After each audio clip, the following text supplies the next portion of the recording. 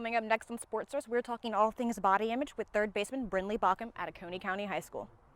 I'm here at Prince Avenue Christian, where I spoke with the head coach and players regarding challenges that the undefeated Wolverines have had to overcome this season and what's next for them moving forward. With North Oconee volleyball in the middle of their playoffs, one senior has some unique plans to serve our country following her impressive last dance with the Titans. Good evening, everyone. I am your host, Eve Hernandez. Welcome to Sportsource. It is officially basketball season again. We can't not talk about it, so let's get into the NBA. The season tipped off on Tuesday, and the Boston Celtics played their first game under interim head coach Joe Mazzulla. The Celtics were eliminated in Game 6 of the finals last season by the Golden State Warriors. In their home opener against the 76ers Tuesday night, Boston came out rocking these brand new City Edition uniforms to honor the late legend Hall of Famer Bill Russell. As you can see here, it features his retired jersey number 6 on the shoulder and on the shorts, and both feature 11 gold diamonds to represent the golden era where Russell helped the Celtics win 11 championships in 13 years. The Celtics will take on the Miami Heat tonight, who lost to the Chicago Bulls on Wednesday. Moving on to local news now, we have an update on the case of the late Jefferson High School senior and star wide receiver Elijah DeWitt. The two suspects in the murder stood in front of a Gwinnett County judge last Wednesday, where the judge delayed the bond hearing for the suspects, saying that only a Superior Court judge could grant it. They are charged with malice and felony murder against DeWitt, who was fatally shot in a mall parking lot in Gwinnett County the night of October 5.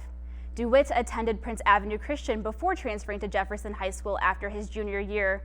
Our reporter Matthew Welsh paid a visit to Prince Avenue to see how they are honoring Elijah. Matthew? That's right, Eve. I spent an afternoon with head coach Greg Vandergriff and some of his seniors talking about how DeWitt has left an impact on this year's Prince Avenue squad. He was obviously influential on the field last season, and his ties are still being felt today.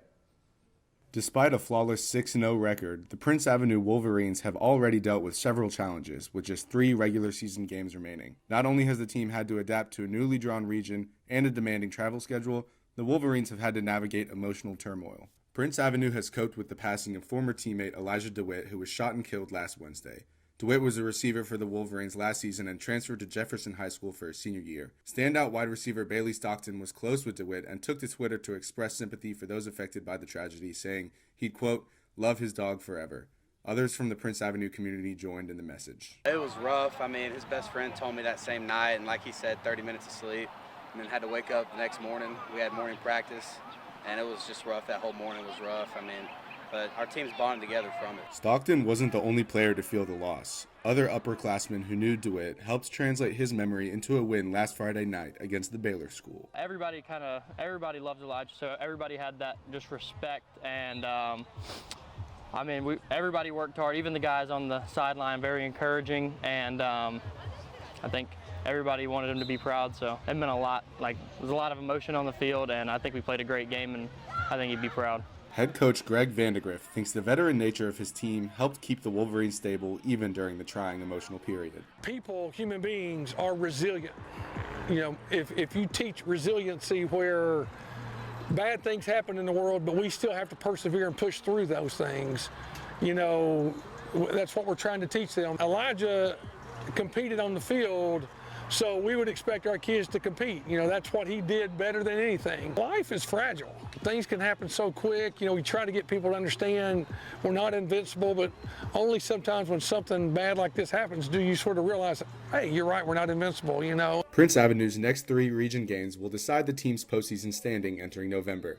And with the playoffs in sight and DeWitt on their minds, Vandergriff and his Wolverines are taking each game one at a time. I mean, it's definitely difficult, but we have goals that we set beforehand. We want to go undefeated, win a state championship, and beat everybody as bad as we can. And I think that if he were here, he'd want us to do the same. How they'll do that, Christian said, is with hard work on the practice field, in the weight room, and in the classroom. For the Carmichael Sports Media Institute in Bogart, Georgia, I'm Matthew Welsh. There's an interesting dynamic in Bogart right now. The Wolverines are coming off of a loss in last year's state championship, but they're undefeated right now and are in control of their playoff destiny. That continues tonight with their first region contest against Oglethorpe County. Eve, back to you.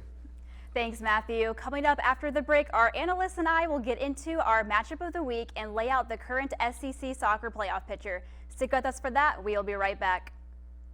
When I was in foster care, I never knew when I would have to move. So I always had my suitcase ready to go. Then one day, I was adopted. My new parents opened their hearts and home to me. My parents cook my favorite breakfast for me every morning.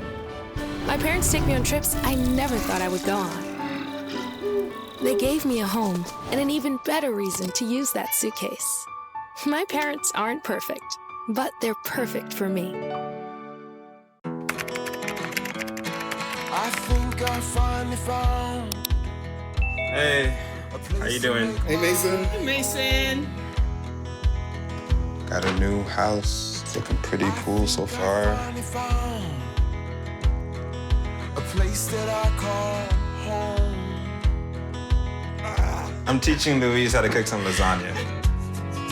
It only takes a spark to make a fire start.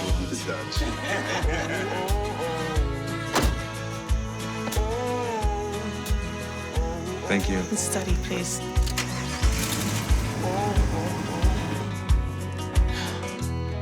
I think I finally found a place to make my own. A place that I call home. This place that I call home. You're home before sunrise. On top of the house, the kids, and our future. The smell of your cooking is our alarm clock. My Shiro's day is never done. So let's start saving a little more now so we can feel prepared for retirement. A free 3-minute online chat can give us the personalized tips we need so we can live our lives to the fullest. Visit aceyourretirement.org. Welcome back to Sportsource. Joined with me now are our analysts Bobby Andrews and Brandon Bryant. Welcome to the show, guys. So for our matchup of the week, I wanted to talk Georgia soccer. With the SEC soccer tournament starting next week, how do you like Georgia's chances of staying in playoff contention as they travel to Kentucky this weekend? Although UGA is unranked, I think they have a real shot at a deep run here in the tournament. They are 10-5-1 on the season and 4-3-1 in conference play, but still have some tough SEC competition to play, right, Brandon? Exactly, Bobby. And I don't care if we're talking curling, there are no easy games in the Southeastern Conference. And Kentucky is living proof, sitting at 7-7-2 overall, 0-6-2 in conference play. Get this, the only remedy for their 6-game losing streak was a 2-game tie streak. Never had to say that before. But the dog days of the SEC play do not discriminate, do they, Bobby? No, they do not. The SEC hasn't been kind to UGA, and their conference record shows it. But if we look back on their season, they have had their fair share of difficult SEC matchups and losses that could have gone the other way. They have had run-ins with a couple of top 25 opponents, including number 21 South Carolina and number 3 Alabama, both of which UGA lost to only by 1 goal, losing 0-1 against South Carolina and 1-2 against Alabama. Not to mention the Bulldogs were able to pull out a win in a preseason exhibition game against number 10 Duke, where they won 2-1. So they're a battle-tested squad. Exactly, Bobby. And these battle-tested dogs are looking to build some momentum after winning against Ole Miss last night. They travel to Lexington this weekend with a 2-game win streak in hand and victory on the mind. These dogs are looking to tune up against the Wildcats this weekend before they start conference play in just under 2 weeks. Eve? Yeah, you guys bring up some important points for sure. With just 2 games left in the regular season, the playoff picture is looking pretty tight in the SEC. If Georgia drops their last 2, they can easily fall out of the picture. So we'll have to closely watch that for sure. But thank you guys for joining me. We will head to break now, but don't go anywhere. Our reporter McGregor Rowland will soon join the show and tell us why he visited North Laconia High School to speak with volleyball player Lexi Spencer when we return. People do some pretty cool things in their 40s and 50s. Why should saving for retirement be any different? I mean, they go back to college, learn new instruments, start skateboarding. Okay, maybe that one's not for everybody, but saving for retirement is. With aceyourretirement.org, you can get on track with your retirement savings no matter your age. Just have a 3-minute chat with Avo, the friendly digital retirement coach from AARP. You'll get personalized recommendations based on your input that are easy to understand and work with your lifestyle. It's quick, easy, and free. Plus, it's sponsored by AARP, so you know they got your back. Woo-hoo. Gnarly move, Dad. Thanks, sweetie. So wherever you are in your retirement savings journey, head to aceyourretirement.org and start chatting with Avo today. That's aceyourretirement.org.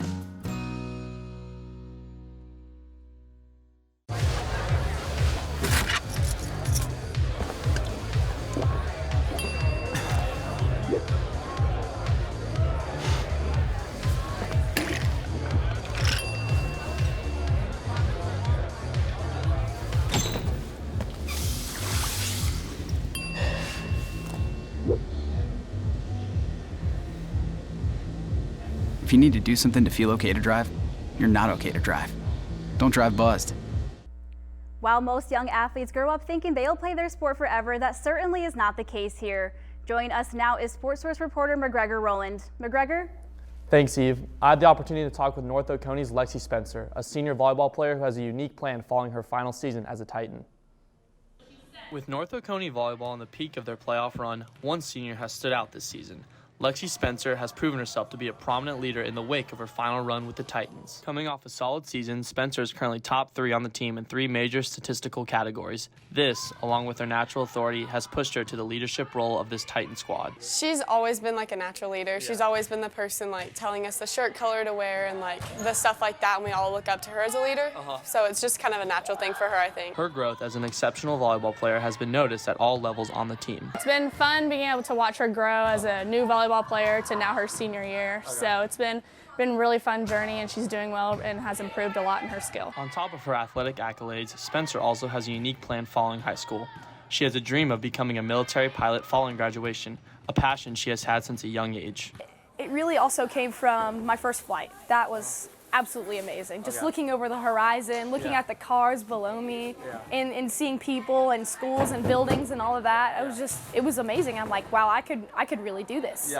And I could fly and serve my nation doing it at the same time. So it's a couple passions mixed in together. This devotion all stemmed from a conversation with her neighbor, a current pilot for American Airlines. He's like, you know, you should come out and try it out. And so I took my first ground lesson. It was a couple hours long, and then we went out to the plane and we got in there. He kind of pushed me in that direction, and then I finally found that, wow, I really want to do this in the military. The skills that she displays on the volleyball court have been expected to transfer to a successful career in the military for Spencer. She loves structure. She loves the intensity. So I think she will do great, and she will excel. The teamwork, the commitment, the dedication, all of that will translate well with her in the military. Spencer thinks the connection with her current teammates has prepared her for life in the military. It's definitely, you know, being part of a team. It's the culture that you build. And when you're in the military, you're building lasting relationships with those people. You will never forget them. And that's kind of what I have here. And it's very special. It's like a family. And that's what you're going to get in the military. Spencer is grateful for all the support she has received around her. Definitely my team has helped me get through it. Just keep encouraging me every single day. My coach, my family, friends of the family, just people reaching out into the community and helping me. It's been truly a blessing because I need those people to help me get through this process. With the postseason in full swing, Spencer is looking to use her military quality skills and team bond to finish out the season strong. Just team bonding, having fun, letting people know who you are. It comes down to all of those things, and when you play, you're playing on the court for each other. And I think as a leader, that's what you need to do. You play for everybody else, and you put yourself last. Reporting from Bogart, Georgia for the Carmichael Sports Media Institute, I'm McGregor Rowland. North Oconee's season unfortunately came to an end this past Wednesday night, losing to Sonoraville in 5 sets. We wish the best of luck to Spencer and her future endeavors in the military. Back to you, Eve. Thanks, McGregor. It seems like Lexi has her plan figured out. Sticking within Oconee County, our reporter Choice Grant spoke with softball player Brindley Bockham, who knows a thing or two about things maybe not going exactly as planned. Choice? Thanks, Eve. Over the week, I spoke with third baseman Brindley Bockham. At just 4 years old, her and her mother were featured on the cover of Good Housekeeping, featuring her mother's dramatic weight loss. Now, 13 years later, a senior in high school, I talked to her about what it was like being exposed to weight loss and body image at such a young age. I can only imagine being that little and learning about weight watch and stuff like that as a young kid. What was that like? Did that affect your body image at all growing up? Like, what did you learn? Well, my mom, that's what really started her weight loss journey, and then, my entire childhood, she worked at the gym, taught classes. She owned a business with her best friend, posting videos for, workouts and just stuff on social media. And it never really affected me because I just looked at it as, a way that they're still staying active, just how I'm staying active playing sports. And What like, do you do to ensure you're taking all the precautionary steps to be healthy, maintain, and not get into like a bad headspace where you are having like body dysmorphia issues? Because that's a very common space we have. yeah, I think it's definitely hard sometimes, but I think that like just looking at yourself as like a strong person. Like this is a sport where like you like strength is like a good quality to have, and I think that like typically like someone with my body size or like body image, like this is kind of the sport made for that.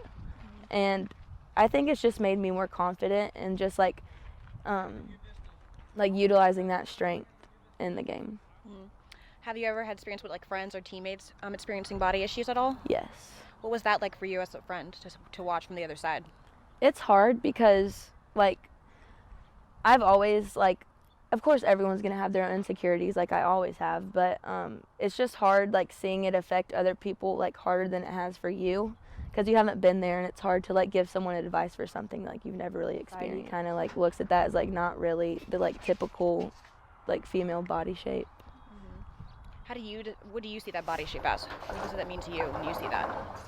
I see it as just like a different shape compared to everyone else. Like I feel very strongly that like people are made the way that they're supposed to be, and back to the like the whole weight loss thing, it's not really like changing who you are, but it's like bettering for your health and like just making yourself feel better. Just be yourself and like be strong, like you're awesome the way that you are, and just like we have girls that hit home runs, we have girls that are like tiny and fast and like steal bases and bunt. Like you're made for the like your body's made like for just who you are. What has playing the sport helped you learn about how to love your body?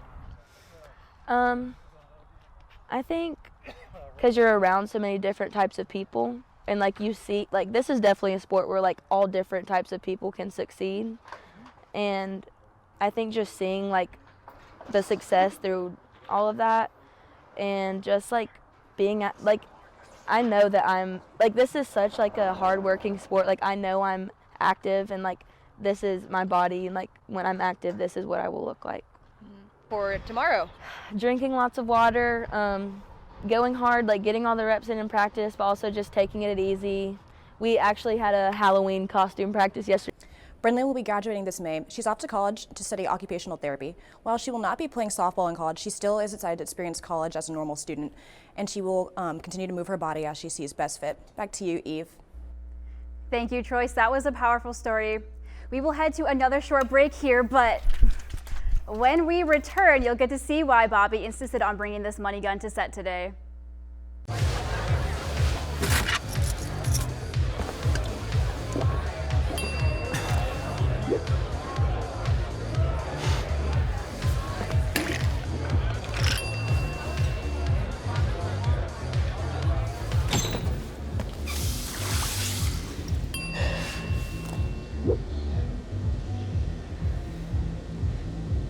If you need to do something to feel okay to drive, you're not okay to drive. Don't drive buzzed. You're home before sunrise. On top of the house, the kids, and our future.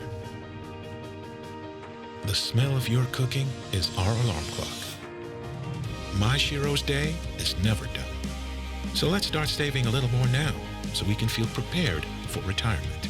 A free 3-minute online chat can give us the personalized tips we need so we can live our lives to the fullest. Visit aceyourretirement.org. Julie was always a voracious reader.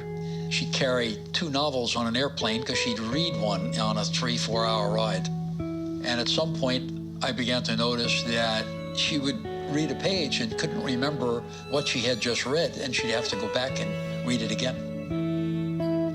I don't remember much these days after I read, but less does for me, and I love it.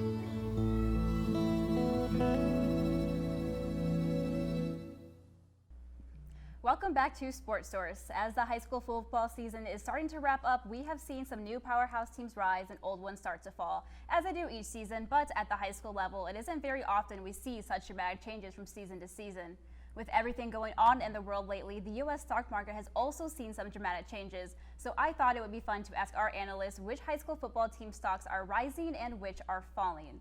Now let's go back to Prince Avenue for a second. They may be the favorites in their new region this season. They are currently undefeated, but Social Circle and Oglethorpe County are both right there at 5-2.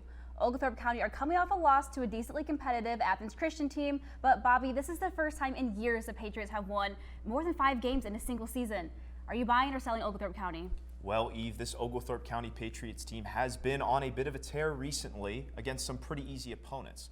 Like you mentioned, they're currently sitting at 5-2 on the year, and they have not had a season with 4+ wins in a decade. The last time they had 4 wins in a season was in 2012, where they went 4-6. So it has been a while since this team has been competitive. They had a hot start out of the gate, but recently stumbled a bit with their most recent loss coming 2 weeks ago to Athens Christian School by a score of 49-35. And I know they face Prince Avenue tonight. How do you like their chances there? They've had a little bit of time to regroup during the bye week this past week, and so that's helped them to prepare for a tough matchup tonight against the 6-0 Prince Avenue. Their first region matchup of the season, actually, and the Patriots they've had their fun this season and have won the most games the program has seen in a while, but they saved all the region matchups for the final 3 games of the season. So to answer your question, Eve, they say to buy low and sell high, right? Well, I believe this Patriots team will head into Prince Avenue tonight and come out with their 2nd consecutive loss. So I am selling. Get rid of every last share you own of this Patriots team, because I would not be surprised to see them lose at least 2 of their final 3 regular season games and even possibly lose out. What a year it's been for the Patriots, but the fun had to end at some point. Yeah, that will be a fun region to keep our eyes on for sure as the season winds down. But let's go bigger now to 7A. The Milton Eagles started off their season playing 2 out-of-state programs, Lipscomb Academy from Tennessee and a Christian Brothers team all the way from Missouri. Those were both tough losses, but then they notably upset 2 very good teams in Roswell, who are 7-1, and South Forsyth, who are the only team so far this season to keep up with the most dominant team in 4A, which is North Oconee. So now they're sitting at 4-3, Brandon. Are you buying into the mini hype for the Eagles? Eve, I'm going to tell you right now, if you don't own shares in the Milton Eagles, please let me put you on. This team has answered with a 4-1 stretch, capped off by a convincing win against region foe, Forsyth Central. They now move into their last 3 games of the regular season, starting with West Forsyth, who's currently trending downwards on a 2-game skid after losing to Lambert last week. And then the Eagles play Denmark after that, right? Indeed, the Danes sit 4th in the region, but they lost to South Forsyth, and their only region win is to the punching bag in the region, West Forsyth. I'm not sold. The Eagles soar in that one as well. Okay, fast forward 3 weeks. The Eagles play a potentially undefeated Lambert. Is this a blockbuster region championship matchup in the last week of the season? Most definitely, Eve. I'm telling you, the Lambert Longhorns are trying to replace Ohio State receiver Kojo Antwi and have done so effectively with this explosive passing game they've rolled out. This game should be one to watch because the Longhorns, sitting at 7-0, have informed the state they're going to be in the title conversation a tad longer. So do you have a projection at all for this holding? For sure. This team has the weapons on offense to take the top off of defense, but most importantly, they're anchored by a legion of boom in their defensive secondary. They have Clemson commit 4-star Robert Billings and Florida commit Bryce Thornton. I'm telling you, these guys have been handing out seat belts to anyone willing to test them deep all year. Defense wins championships, especially in a harsh Georgia winter, and these guys are not only their best players, but their best leaders. I'm telling you, do not be a fan later. My projection, buy some Eagle stock. Yeah, I definitely have my money on that defense of theirs to get them through the playoffs as well. So those are some pretty good takes. Let's get some quick reactions from the rest of the team now. As I mentioned earlier, it's NBA season again. The Celtics play the Heat tonight, so which of y'all are buying the Celtics? Eve, I'm buying the Celtics. If you don't remember, they just came back from a win against the Sixers. They're in a great season right now. You know, they're definitely an East favorite, so I'm putting my money into the Celtics. The Heat is going down tonight in Miami. I'm actually on the opposite end. I'm buying the Heat. Jimmy Butler and the amount of talent around him is encouraging, especially considering their past success in the playoffs. How about 76ers? Well, ISO Kings James Harden and Joel Embiid need to DVR that finals matchup from their Cancun cabanas because they're not sniffing Larry O'Brien. Knicks, anyone? Yeah, you know, they add Jalen Brunson in the offseason, but buckle up, Spike Lee. I don't think it's enough. Get ready for a rough one. Let's sell the Knicks. Okay, let's head home now. How do we feel about the Hawks? I am all in on the Hawks. I am buying. They added DeJounte Murray this offseason, and they had 4 players with 20-plus points against the Rockets. Yeah, I am selling the Rockets. You know, they just lost to the Hawks. They're struggling with their rookies this year. Jalen Green is struggling in his sophomore debut. This team is essentially just full of babies. What about the Lakers? The LeBron, Davis, and Westbrook trio just doesn't work, and that has been shown, especially after their 0-2 start. I'm selling the Lakers. Nets? They imploded last year in the playoffs. I think there's just too much drama with Katie and Kyrie. Gotta sell them too. Okay, how do we feel about the reigning champs? Anyone got the Warriors? Jordan Poole just got paid and punched. Draymond, I'm looking at you. Too much turmoil right now. I am selling. Okay, last one. How do we feel about the Timberwolves? Well, Rudy Gobert might be from France, but that boy Ant moves through London with the Euro step. I'm telling you, those Twin Towers combined with that flame-throwing backcourt might be something to watch. Betting on this team just might be some free cash. All right. We will be back right after the break. People do some pretty cool things in their 40s and 50s. Why should saving for retirement be any different? I mean, they go back to college, learn new instruments, start skateboarding. Okay, maybe that one's not for everybody, but saving for retirement is. With aceyourretirement.org, you can get on track with your retirement savings no matter your age. Just have a 3-minute chat with Avo, the friendly digital retirement coach from AARP. You'll get personalized recommendations based on your input that are easy to understand and work with your lifestyle. It's quick, easy, and free. Plus, it's sponsored by AARP, so you know they got your back. Woohoo! Gnarly move, Dad. Thanks, sweetie. So wherever you are in your retirement savings journey, head to aceyourretirement.org and start chatting with Avo today. That's aceyourretirement.org.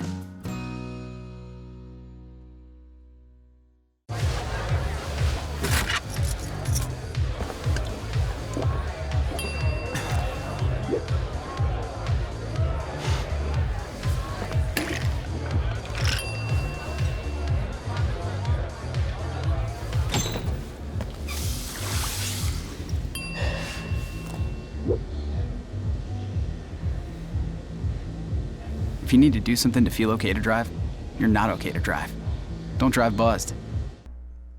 The most exciting thing to come out of college football this week has to be number 6 Tennessee bringing down number 3 Alabama.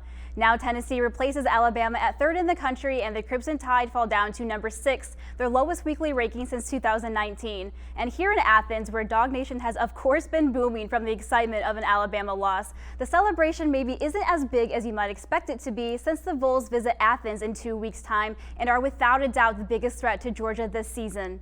Yes, 2 weeks seems like a long time away, but the fear is already settling in, and respectively, the ticket prices are already skyrocketing. Last I checked, the cheapest ticket available was $625. Those are record high prices for a Tennessee versus Georgia match at Sanford Stadium. But this will also be a record high matchup in terms of the team's rankings. Sanford Stadium has never seen 2 teams in the top 3 play each other. So assuming Tennessee wins their next 2 games against lower opponents, and assuming Georgia beats Florida next weekend, this could be history being made in Athens. The Bulldogs and the Gators are on a bye week this week. Tomorrow, Tennessee will play T.N. Martin at noon, and the late games include Mississippi State at Alabama, and the Aggies will take on South Carolina. That is all I have for you today. Thank you for sticking with us for the last half hours. For Bobby Andrews, Brandon Bryant, our producer Al Jacobson, and everyone involved in making this show happen, I am Eve Hernandez. See you next time on Sportsource.